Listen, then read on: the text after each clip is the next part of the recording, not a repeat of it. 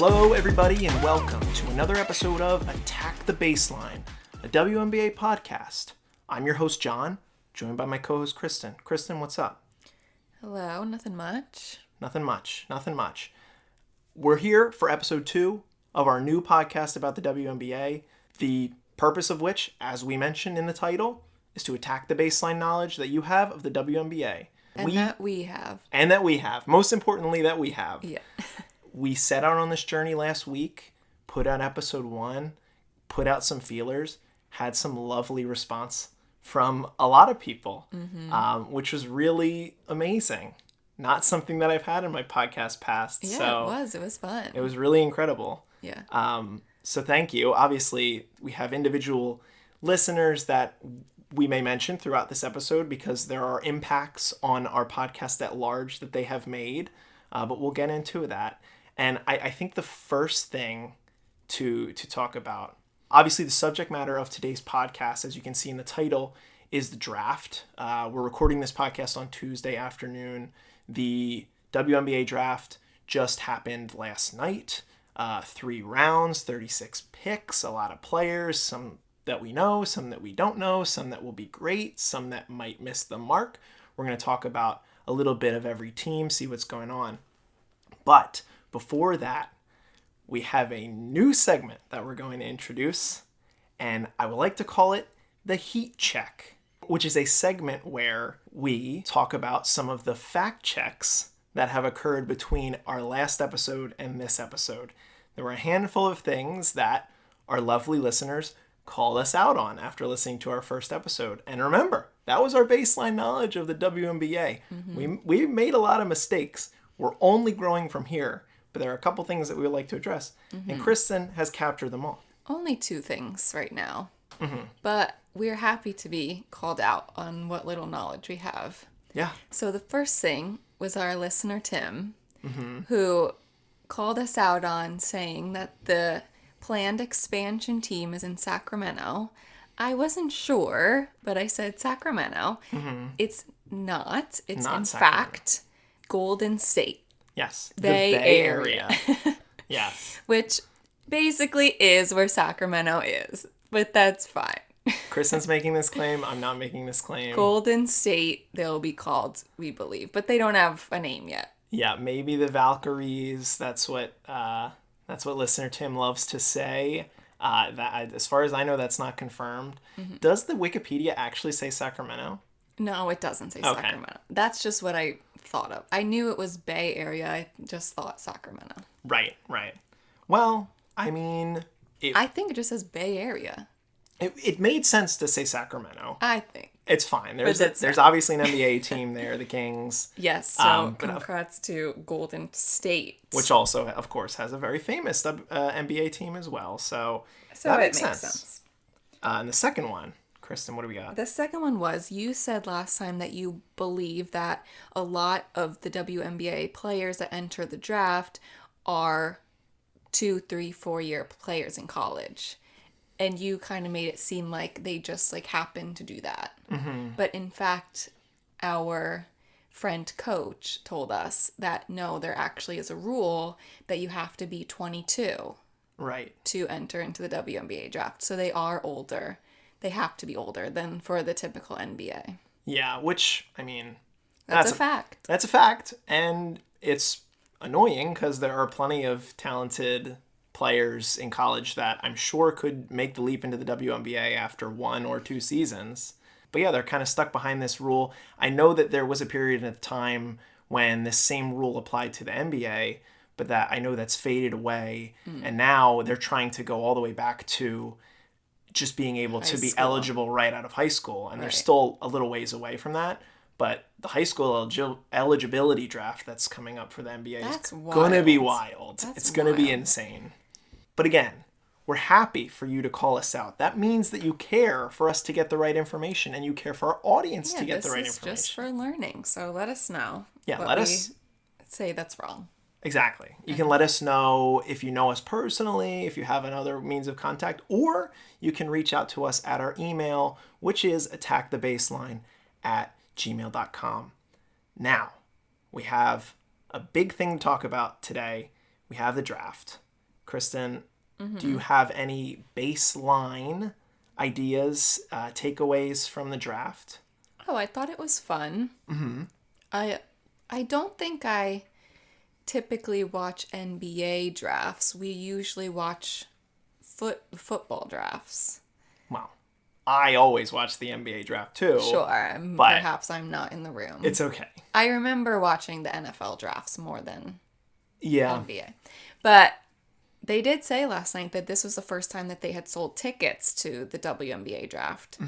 And they sold out in 15 minutes. Pretty crazy. For just audience members. Yeah, That's really fun. I think I read that there was like 17,000 tickets. That's a big deal. Why were we never... people clearly care about this product. People have not clearly cared in the past. It's so ridiculous. Yeah. It's so ridiculous. So that was fun. I thought it was a fun night. Obviously, Caitlyn went first. Everyone was expecting that. But I think there were some other picks that were really fun. Yeah. They all looked incredible. Very true. I will say Rakia Jackson was who I was the most wowed by last night. Oh, True Jackson BP?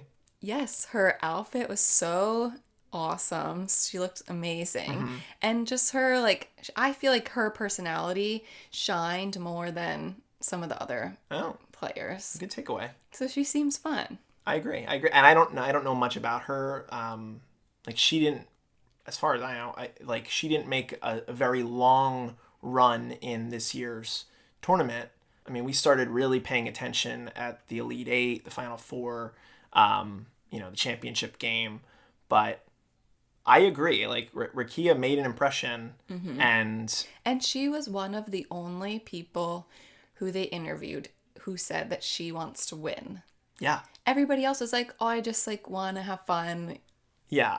I want to accept the new challenge. Yeah. I want to, have a good time with my teammates, Right. help my teammates be better. No. So we love a winner. Yeah. Love a winner. One of the first things that was very important, and important to the point of our show, because if you remember, Chris and I are from Philadelphia. We live in Philadelphia. We're craving a WNBA team in Philadelphia. And one of the first things we learned, even before the draft tipped off, was that the commissioner of the WNBA, Kathy Engelbert, Kathy Engelbert. You're right. Sorry. I was like, did I say Berg?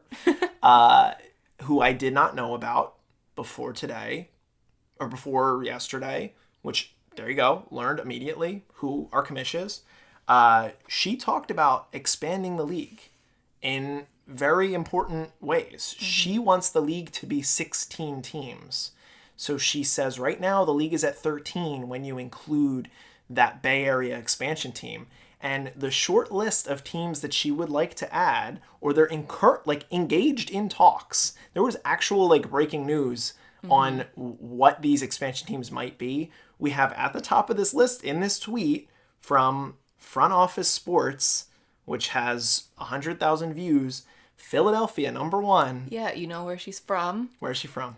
Collingswood, New Jersey, which is right outside of Philadelphia. Okay, I thought you were going to say, why doesn't she want a New Jersey team? Jersey City or something whatever. Like that. I mean, it would be Camden, but Camden might as well be Philadelphia, so... All right, Kathy, you're from here. Yeah. Kathy's from here. Yes. So Philadelphia, Toronto, which we have a lovely set of Canadian listeners that make up our international listener base. I know they would be excited about Toronto. Portland, Oregon, I assume, not Maine. Denver, Nashville, and South Florida, probably Miami. Right.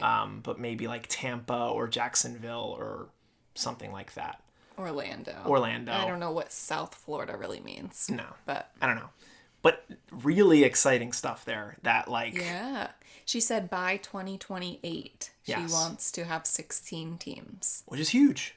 That's huge. Yeah. So hopefully we're not here for 4 years waiting for that Philadelphia team to pop up. Hopefully it can be a little sooner, but being on the top of the list and being one of the handful of East Coast teams, I think there's a very real chance that we're priority, which is great. Yes, so fun. Yes, so fun.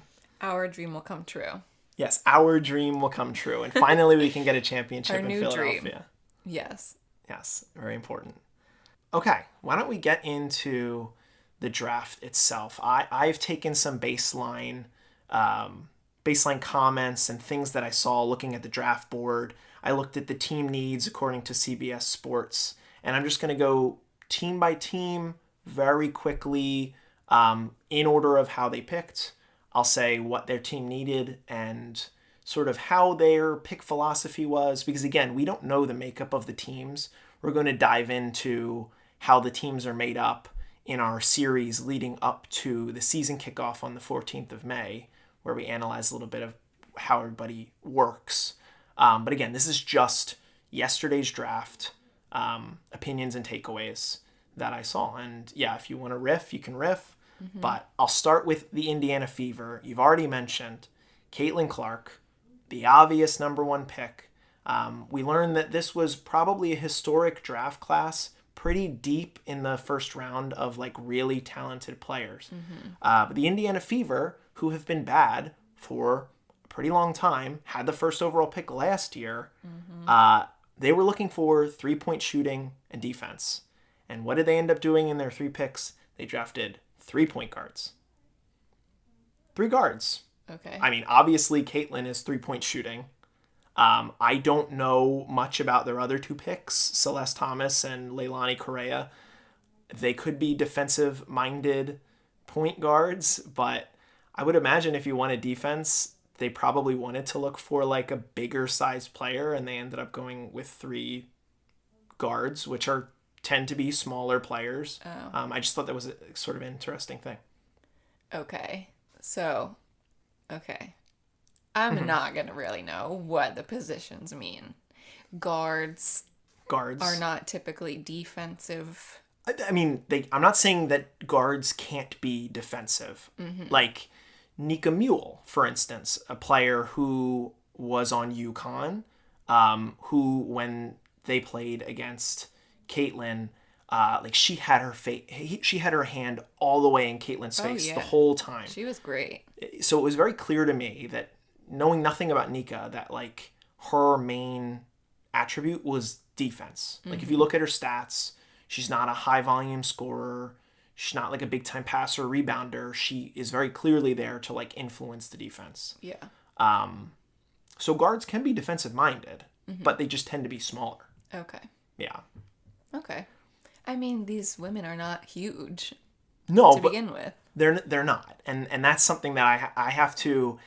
Being a follower of the NBA, I generally know what the common sizes are for like an average guard, an average forward, an average center.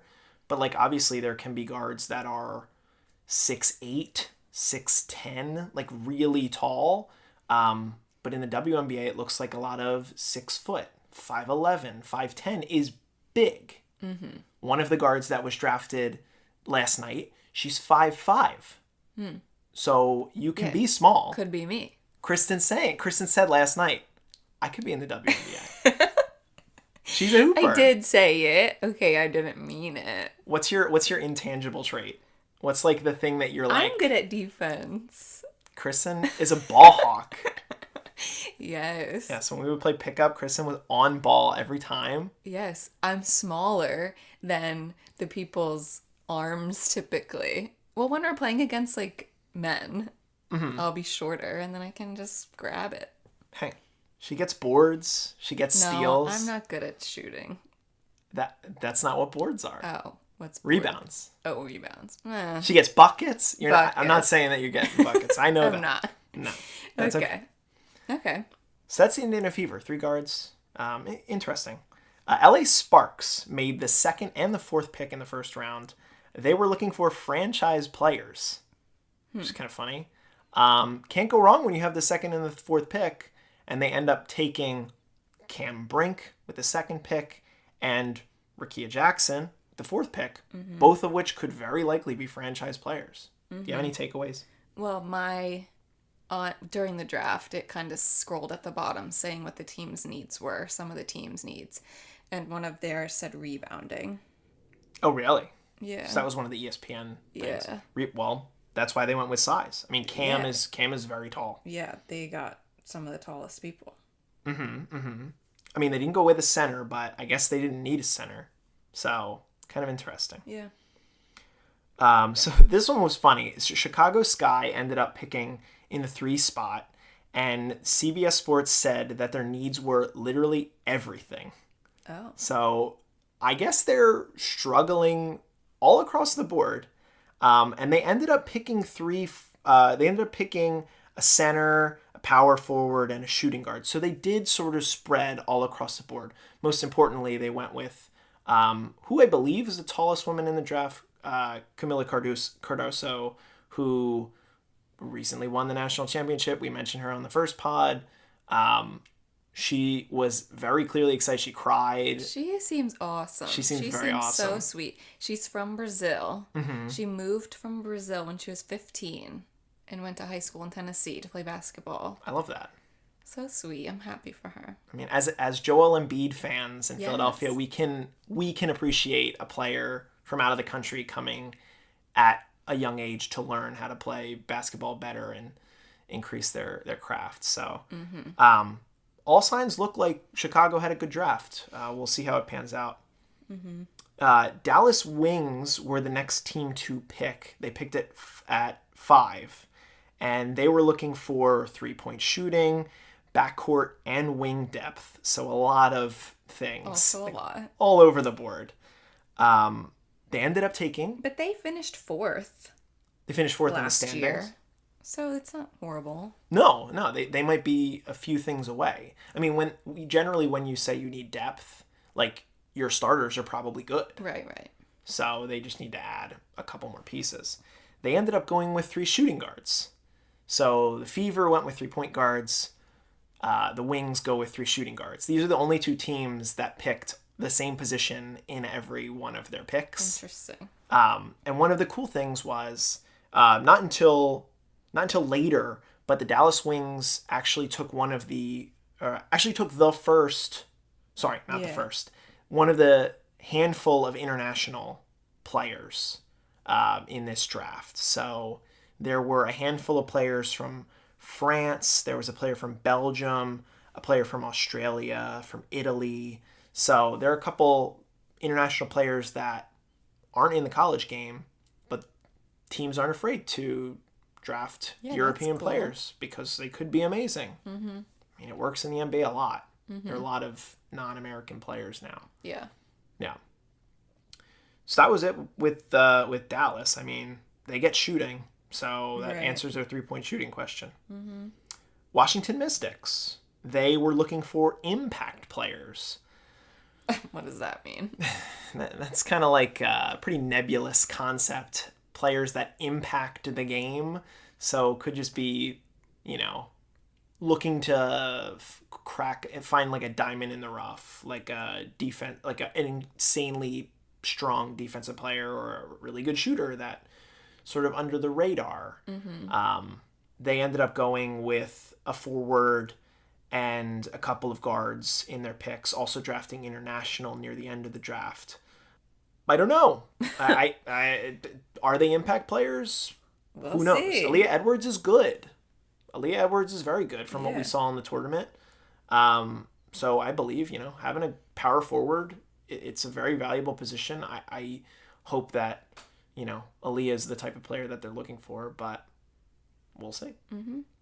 The next team to pick was the Minnesota Lynx, which fan of the podcast, Gilpy, he has told us after listening to the first episode that he's going to claim Minnesota as his team.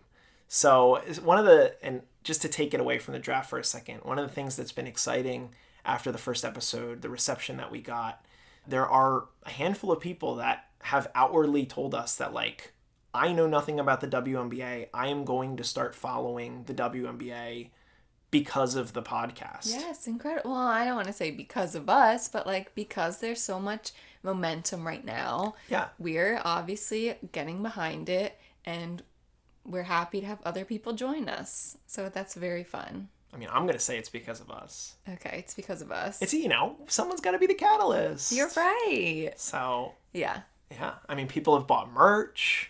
Yes. We're We're already on it. Yeah, money's already going to the WNBA as a direct result of us being behind the microphone. So maybe they should give us money. man, we're not going to shill yet. We're not going to shill. Okay. Minnesota Lynx. They were looking for 3-point front court and point guard depth. So again, a whole lot of things. And they're one of three teams that only took 2 picks this year. One of the things I noticed that of the 36 picks that are made in a WNBA draft, which has 3 rounds, different to the NBA, which has 2, 13 of those 36 picks were acquired to the team that made the pick through a trade. So pretty surprising. I don't know, obviously, all the trades that moved the picks around, but like 13 picks were different than what they would have been just based on results. And clearly, if Minnesota only has 2 picks, one of them they traded away in order to acquire some other talent in another way. And like, it's funny because they needed 3-point shooting, front court, and guard play, and they end up going with Peely, who very clearly is going to be that front court player that they're hopefully looking for, because she has a lot of size, and from her highlights, she can put the ball in the hoop, and she can body, and I mean, I don't know if her shooting is very strong, but front court is what they need. We'll see what they get out of it. So that's Minnesota.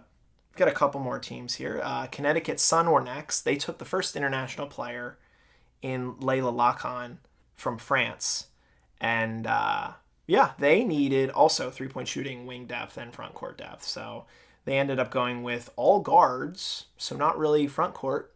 But they had a lot of picks. They took 4 picks, so they clearly had an extra one. I think from what I recall, the Sun finished pretty well last year. Yeah, I think third. Yeah, third. They lost in the semifinal, I believe. I think so. So they just wanted to add talent. Yeah. Get a little better. So that's Connecticut. New York Liberty, they took 4 picks. They were looking for perimeter defense and all-around depth. So strictly somebody in the perimeter to help them be a little stronger there. 4 picks. They went all over the board. They took some forwards. They took a center. Don't know how that'll pan out, but they ended up, they were one of the few teams that didn't need 3-point shooting because they got Sabrina. True. I mean, that's good for them. Yeah, there you go. Yeah. Atlanta Fever picked after that. They went with 2 international players in their second and third pick, and they took... Who'd you say? I said they went with 2 international players in their second and third. The Atlanta Fever. Is that not what they're called? No. Oh, the Indiana Fever. The Atlanta Dream. Yeah. Wow. Fact checked me. Fact checked me on the pod. Live on the pod. Yeah, they needed point guard and front court depth. And they ended up going with a forward and a couple guards. They spread it around a little bit. They went international. The most international of any of these teams. Love it. See how that pans out. Could be good. Could be bad. Who knows? Seattle Storm. They needed backcourt wing depth. They drafted Nika Mule, who I mentioned previously in this podcast. They only had 2 picks. They ended up taking Nika and a power forward in Mackenzie Holmes. Could be what they need. They've been pretty bad for a little while. Looks like their results are a little lackluster, so they need to acquire some talent. We'll see. I know they made a trade. I can't remember for who, but they're trying something interesting. Nika was good in the tournament. Yeah. Could be a good option. And our champion last year, the Vegas Aces, they also had 4 picks here, so they get a lot. They had a lot of shots on the board, which is pretty crazy. Later in the draft, but still, like I think it was 2 seconds and 2/3. They were looking for wing and front court. They ended up going with 2 guards and 2 centers. So we'll see how that goes. I'm certainly curious. They had the last pick in the draft, so. They drafted Kate Martin, right? Yes, they did. Who's Caitlin Clark's teammate. Oh, yes. Yeah. That was very fun. I saw a TikTok about that pick because Kate declared that she was going to be in the draft. I don't know. I guess she was a senior. They have to be 22. But she wasn't like officially invited to come to the draft. So she was just like sitting in the audience. She just came to like with her other teammates to support Caitlin. And she like didn't know if she was going to be picked. Oh, really? Yeah. And So she was like sitting in like the middle of a row, like not like on her phone. And some employee WNBA person came up to her and said like, come to the end, like put your phone away. Shoot. And then she like got drafted. Oh, and wow. It was so fun. That's that was so pretty sick. cute. Yeah. So she like totally didn't know if she was, and she got in the second round pretty early. Well, yeah, we say pretty early. Well, It's really tough. It's tough because, you know, there are only 12 teams. The reality is there's only 12 teams. There's only 5 players on each team that can start. yeah. And there are tenured veterans. Yeah. And obviously the players on the Aces are good because they won. Right. I hope she gets some time to play. Oh yeah. I hope she makes the team. That's one of the things, I forget who said it in like the pregame, but they said all these ladies, they just want to be drafted because then you have an opportunity to make a team. Hopefully you're getting drafted to a team that's like not so veteran heavy. Right. With like so long-term veterans that you're not going to have any chance of getting any clout. Yeah, we can like look into that more. Yeah. But I mean, if they were able to expand the rosters and if they were able to, you know, pay them. That's another thing. That's another thing. Yeah, I'm sure you saw. I'm sure you've all seen all pictures of the contract Caitlin's amounts. contract. Insane. Yeah. Like literally not much more than I make. Yeah. It's crazy. It's so crazy. It's so crazy. But I think about hopefully Caitlin is making bank in endorsements and hopefully a lot of these other ladies can make a lot in endorsements. So are NBA players who are already making more to begin with. Correct. So yeah, no, I'm not saying that compensates. Right. They just need to outright fix it. Right. I get it. You get more TV contracts. Right. You get more money. Yeah. So like hopefully eventually it'll fix itself. Yeah. That's why it's so huge that this momentum carries. Yes. So fingers crossed because, you know, they're playing at an incredibly high level. They're Olympians. They should be compensated correctly for how much time they spend on television. But, you know. Crazy. Okay. Mercury, they were last. Last one. Mercury, they had 2 picks. And they didn't pick until the start of the 3rd round. Oh, wow. Yeah. Okay. I have no notes about that. We weren't really paying attention to that. Yeah. No, at that point, we were a little out of it, or we don't know anybody down there. Our friend Chris is a fan of the Mercury. Was very excited with who they picked, and Charisma Osborne, great name. Yeah, I love that. So many great names in the WNBA. Like they're showing teammates from all these teams, and I'm like, damn, those are some good last names, good first names. Yeah. Charisma Osborne. The Mercury, we were just looking for depth, simply depth. So they took a couple shots. I'm sure they just picked the best players on the board. And that's what they need. Mercury, very good team. Very historically good. I know that. I know that's a fact. But yeah, that was pretty much everything that I took away from draft night. I wanted to also mention one of the analysts, the leftmost analyst. I have her name as Andrea Carter. I'm not sure if that's how you pronounce it. But I thought she was great. Oh, yeah. She was really good. Very good. Yeah. And she looked so familiar, and maybe just because of the games I've watched, but I feel like I've seen her before somewhere, and she was very good. Yeah, I agree.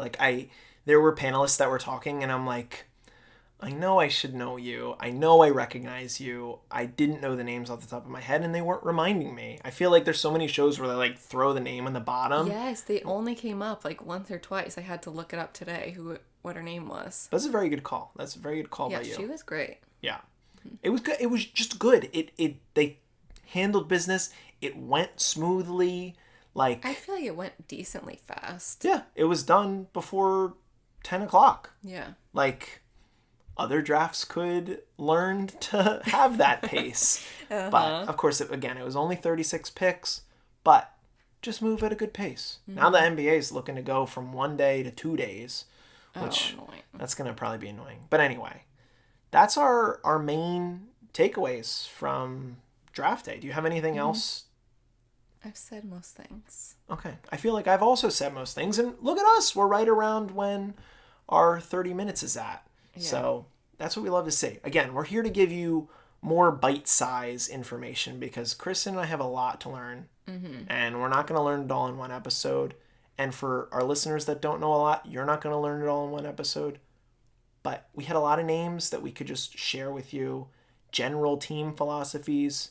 I think our next podcast should be about the general history and makeup of the WNBA. So starting with the first draft, which teams were in that draft, because they're very different from the current teams. I agree. I didn't realize there were so many teams that have moved, changed names, defunct teams now. So that will be interesting to look at, kind of the trajectory of the teams and the number of teams. Yeah. How we got there 3 days after I was born to today. And it will be your birthday in 3 days. Yeah. And then the WNBA's birthday. Shoot. In 3 days 6 after days. that. That's good. That's a good look. Breaking on the pod, Kristen. That's a great idea. What? Just doing that podcast as like a general league history pod. For their birthday. I thought we were just going to go right into our team breakdowns, but we've got a ton of time for that.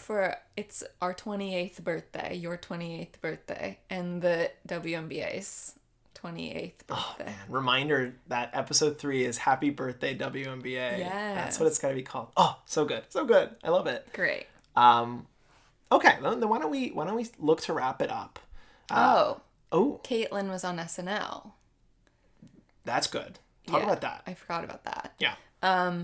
She came on during the Weekend Update. We don't typically watch SNL. No. Just clips here and there when we see that they're funny, or like if we know the host or the musical guest. But over on the East Coast, it's late. Yeah. Sleepy time for Kristen. It's past my bedtime. But she came on the Weekend Update. Michael Che was making jokes as he does. Not that they're like his jokes. No, jokes that other people write for him. Right, but he tends, it's like a bit, I guess, that he like makes these jokes about how like people don't care about the WNBA. So I heard theories that like he was going to make this WNBA joke and some actor was going to come on pretending to be Caitlyn.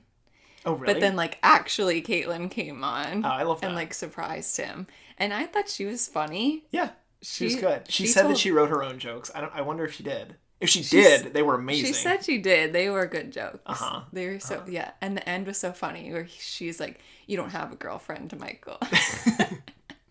I don't know. She was funny. It was good. Yeah. And I guess it just shows like how she, at least, is becoming very mainstream. I mean, she is. Yeah. Yeah. You know, a comment was made in a group that we're in about how she may already be the most famous current player in the WNBA. Yeah. Which is a crazy statement because she's a rookie. It is crazy. She hasn't even played a game. Right. But now she's officially in the league. So, you know, I know she's got a lot of pressure. So, like. Yeah, she does. You know, here's hoping that she can carry it. Yeah. She carried it in Iowa. So, we'll see what happens. And it's not like she's won and won over and over again. True. Like, I think she knows how to handle not winning. Sure. Professionally. Yeah. Agreed. And I mean, I feel like she has a generally good demeanor about her. She doesn't, like, get upset or, like, seem to crumble under pressure. Right. We'll see. I don't know. We will see. But anyway, before we wrap up, reminder, if something that we said was amiss and you would like to fact check us in the heat check on next episode, you can send us an email at attackthebaseline@gmail.com. We received a lovely email from listener Coach telling us how excited he was to begin to follow the Connecticut Suns. He told us that Connecticut Sun, not the Phoenix Suns, the Connecticut Sun. Fact It check is a live on the little podcast. confusing. He bought a jersey. He's excited to go on this journey with us. And we hope the rest of you are excited to go on this journey with us as well. So please destroy us in the fact check if we say something wrong. That's what we're here for. Send us emails. If you just have to say hi, send us an email. Okay. That's fine. We'd love to see it. Yeah. Well, thanks for listening. Yes, thank you for listening. We'll be back sometime next week with the birthday pod. And again, when you see the baseline, attack it. We're going to play with that. I'm going to play with the sign off. But anyway, we'll talk to you later. I've been John. This is Kristen. Yes. Bye-bye. Bye-bye.